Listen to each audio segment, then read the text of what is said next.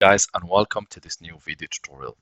In this video I will show you how you could use VLC media player for recording your desktop or for recording your screen. To do that, click and open your VLC. Go to the first option on the left called media and click on it. Choose the sixth option or the option called open capture device or simply press Ctrl C. Next step, in capture mode, make sure that you are in capture device, and in capture mode select desktop.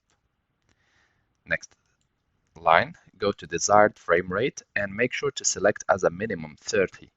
Personally, I choose 60 for better quality. And the next step, next to play, there is a little arrow, click on it to see more options. Click on convert. And here we will choose the profile of our video. So the produced or generated video after recording our screen, how we want it to be or what quality it should be. For me, I want the type to be MP4 with H264 plus MP3. You can choose whatever suits you, and you have multiple options, even video for YouTube with HD and with HD and also for Android. So make sure to choose the codec which suits you the most. For me, for now, I will choose the first option.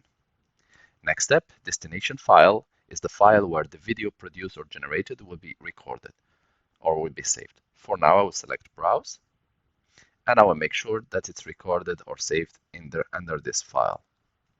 Make sure to name your video as desired and click save. Next step, click start. Now the recording of your desktop or your screen will start.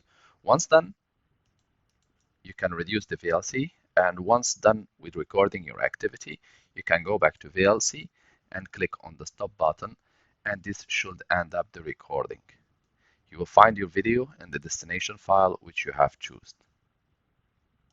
As I said, now that we are finished, we can go ahead and click VLC, and here I have my video which I have been recording. Thank you guys for watching. If you are still in need of help or assistance, you can always write us a comment or send us an email, and we will do our best to help you. If you'd like to encourage us, you can always press like and share, and do not forget to subscribe to get our latest video. Thank you for watching, and talk to you soon in a new video tutorial.